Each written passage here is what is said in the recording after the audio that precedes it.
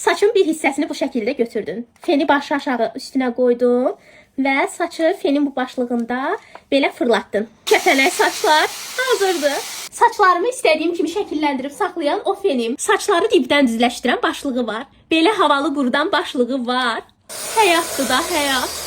Saçları buran sağ-sol tərəf başlığı da var. Elə bunu görməmisiniz. Saçları yandırmadan düzləşdirir. Hava axını buruqları açıb görün necə düzləşdirir. Baxın.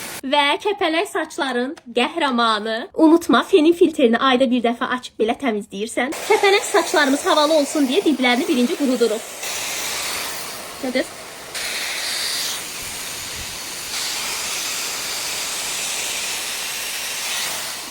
Gördünüz?